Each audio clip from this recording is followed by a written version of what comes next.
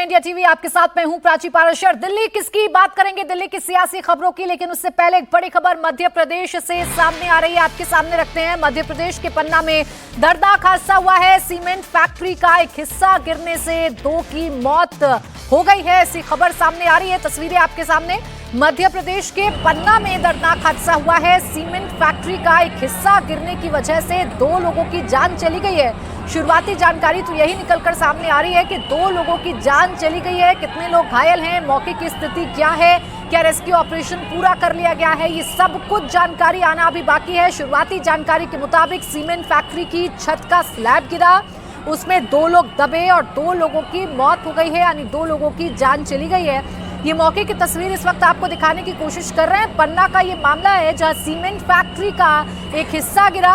हादसे में 50 से ज्यादा लोग घायल हैं। अपडेट ये है कि इस हादसे में 50 से ज्यादा लोग घायल हो गए हैं। सीमेंट फैक्ट्री की छत का स्लैब गिरने की वजह से हादसा हुआ और इस हादसे में 2 लोगों ने अपनी जान गंवा दी, जबकि 50 से ज्यादा लोग घायल बताए जा रहे हैं। ये मौके की तस्वीर आपके सामने। रेस्क्यू ऑपरेशन लगातार किया जा रहा है ताकि अंदर मलबे की अंदर कोई गुंजाइश है या कोई जिंदगी बाकी है तो उसे जल्द से जल्द बाहर निकालकर अस्पताल में भर्ती करवाया जाए। देखिए, थोड़ा सा हंगामा भी तस्वीरों में देखने को मिल रहा है। जो वहां काम करने वाले मजदूर हैं उनकी तरफ से शायद कोई बात रखी जा रही है, लेकिन फिलहाल ये दर्दनाक हादसा जिसमें 2 लोगों की जान चली गई है, 50 से ज्यादा लोगों के घायल होने की जानकारी मिल रही है, जिनको तुरंत उपचार के लिए अस्पताल में भेजा जा रहा है।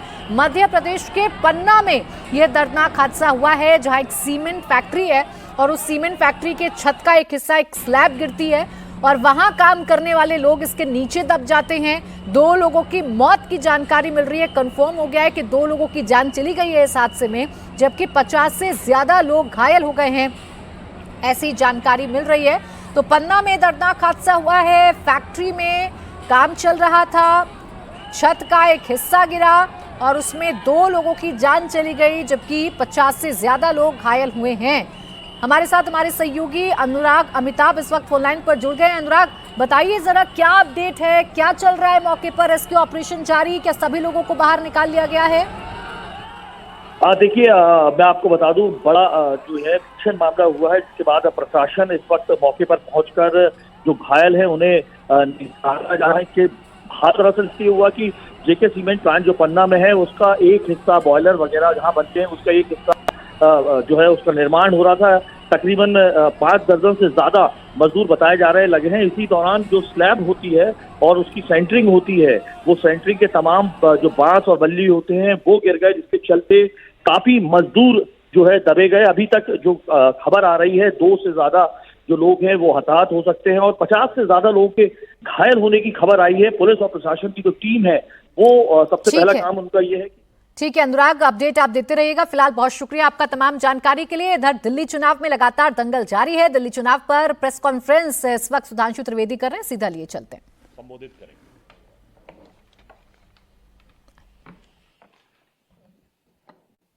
धन्यवाद सुधांशु जी। दोस्तों, अभी विस्तार से सुधांशु जी ने दोनों दलों का चरित्र बताया है। मैं अभी बात कर ही रहा था, जब मैंने कहा जब इतना खुल ही रहे हैं तो दोनों को थोड़ा और खुलना चाहिए।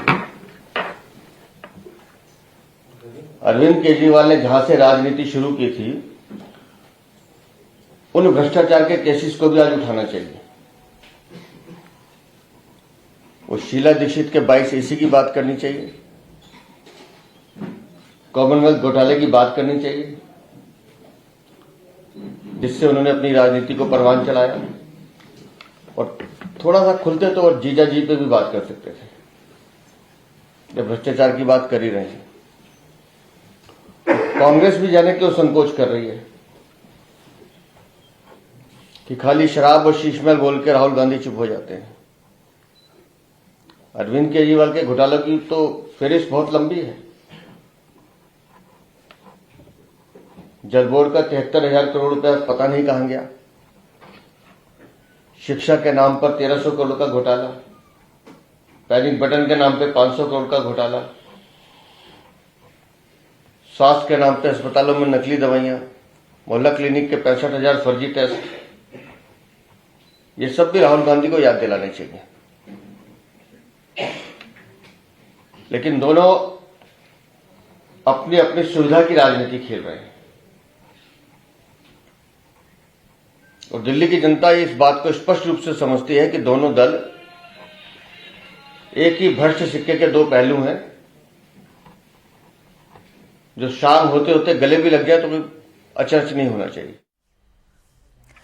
अब दिल्ली में अरविंद केजरीवाल पर बीजेपी अटैकिंग मोड में आ गई है। मसला है यमुना में जहर की बात। जी हां, दिल्ली में यमुना में जहरीले पानी का मुद्दा अरविंद केजरीवाल ने उठाया और यही मुद्दा उनके लिए मुश्किलों भरा साबित हो रहा है, क्योंकि चुनाव आयोग अरविंद केजरीवाल के जवाब से संतुष्ट नहीं है। चुनाव आयोग ने केजरीवाल को दूसरा नोटिस भेजकर कल सुबह 11 बजे तक जवाब देने को कहा है। केजरीवाल ने आरोप लगाया था कि हरियाणा सरकार ने यमुना नदी में जहरीला पानी भेजा था। अगर दिल्ली जल बोर्ड के इंजीनियर सतर्क नहीं होते तो दिल्ली में जेनोसाइड हो जाता। बीजेपी नेताओं ने जब शिकायत की तो चुनाव आयोग ने केजरीवाल को नोटिस भेजकर जवाब देने को कहा था। केजरीवाल ने कल चुनाव आयोग को जवाब भेजा भी था, लेकिन चुनाव आयोग इससे संतुष्ट नहीं है। इसलिए आयोग ने कुछ देर पहले अरविंद केजरीवाल को फिर से नोटिस भेजा है। इसमें केजरीवाल को ये बताने को कहा गया है कि हरियाणा सरकार ने यमुना नदी में किस प्रकार का जहर मिलाया, कैसे मिलाया और दिल्ली जल बोर्ड के अधिकारियों ने इसकी पहचान कैसे की। केजरीवाल इस बारे में साफ साफ जवाब दें। दरअसल केजरीवाल के आरोप के बाद दिल्ली की सियासत इस मुद्दे पर काफी गर्मा चुकी है। पीएम मोदी ने कल दिल्ली की चुनावी रैली में मुद्दा उठाया था। पीएम मोदी ने कहा था कि ऐसे ओछे बयानों के लिए दिल्ली की जनता केजरीवाल को सबक जरूर सिखाएगी।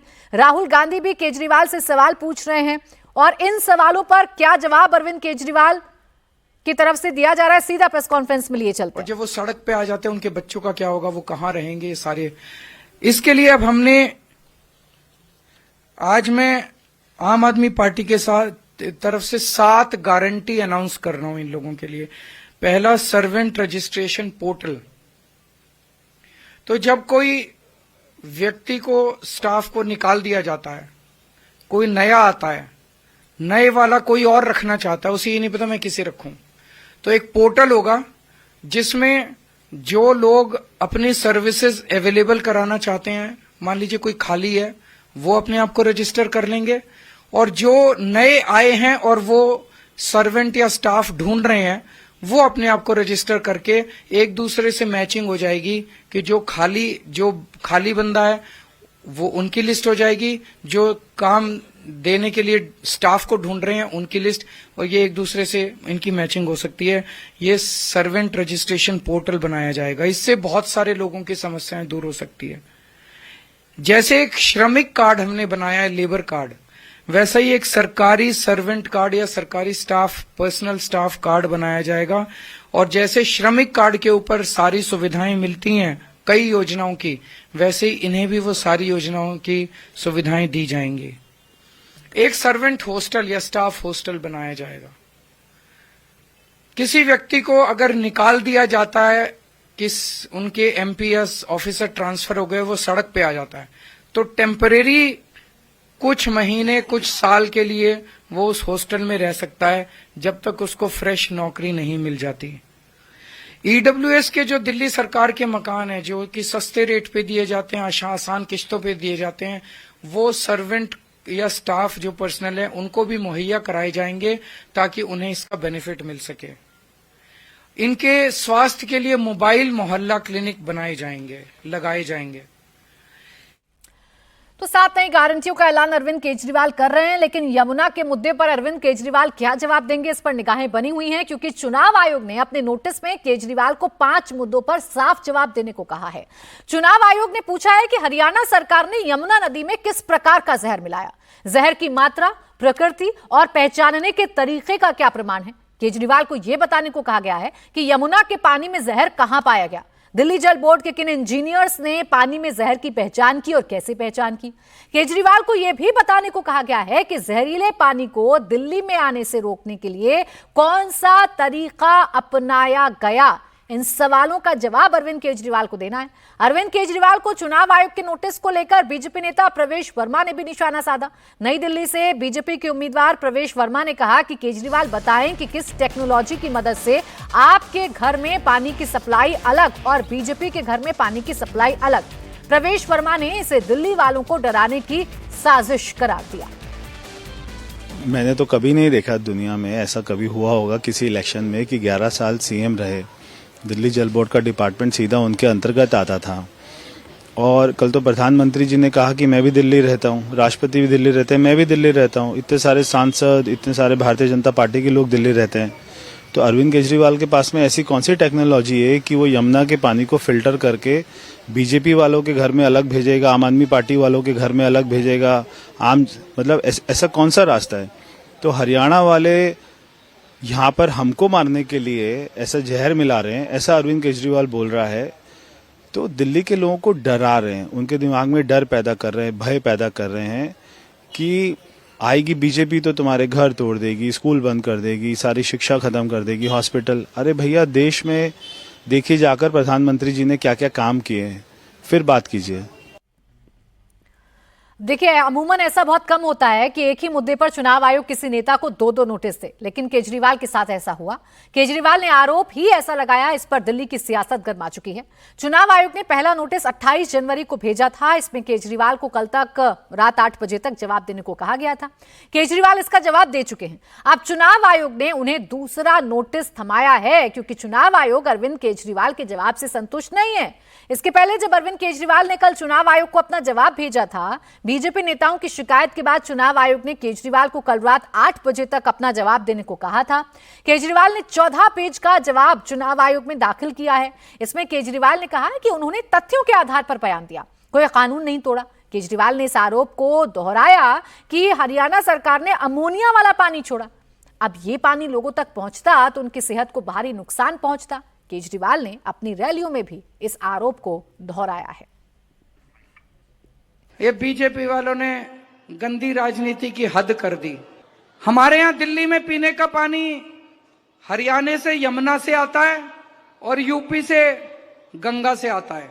हरियाणा से हमारा जो पानी आता है उसमें हरियाणा वालों ने, हरियाणा की सरकार ने अमोनिया नाम का जहर डाल के भेज दिया। अगर वो पानी पीने के लिए घर घर में गलती से चला जाता, पता नहीं कितने लोग बीमार पड़ जाते, कितने लोग मर जाते। ये तो हमें पता चल गया, हमने सारा पानी डाइवर्ट कर दिया, हमने आपके घर तक नहीं आने दिया। लेकिन दोस्तों, ये तो गलत बात है ना। ऐसी राजनीति तो नहीं होनी चाहिए ना। हम कोई आपस में दुश्मन थोड़ी हैं।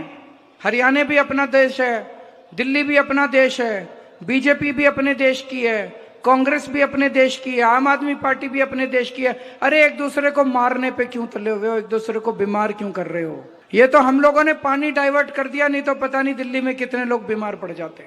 मैं जब तक हूं, चिंता मत करना, आप लोगों को गंदा पानी नहीं पीने दूंगा, गंदा पानी नहीं भेजूंगा किसी हालत में आप लोगों के घर, जहरीला पानी आपके घर नहीं भेजूंगा।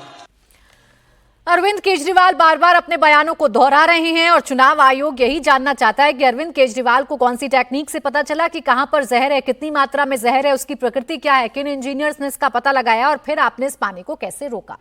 अरविंद केजरीवाल के जहरीले यमुना वाले बयान को बीजेपी ने राजनीतिक मुद्दा बना लिया है, तो दूसरी तरफ हरियाणा सरकार इस मुद्दे पर कोर्ट पहुंच गई है। हरियाणा सरकार ने आपदा प्रबंधन अधिनियम के तहत केजरीवाल के खिलाफ सोनीपत के सीजेएम कोर्ट में केस दायर कराया, जिसे लेकर सोनीपत कोर्ट ने केजरीवाल को समन भेजा है और 17 फरवरी को पेश होने का आदेश दिया गया है।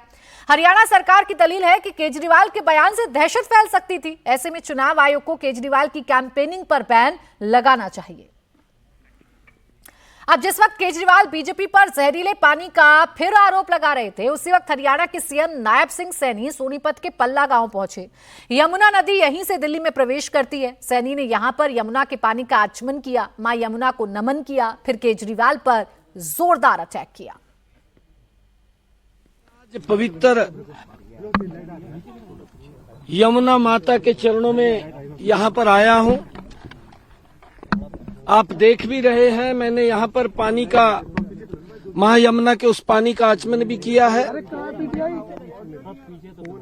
उन्होंने एक दुर्भाग्यपूर्ण जो बयान दिया और उन्होंने कहा कि हरियाणा की भारतीय जनता पार्टी सरकार ने इसमें जहर मिला करके भेजा है। एक मास जेनोसाइड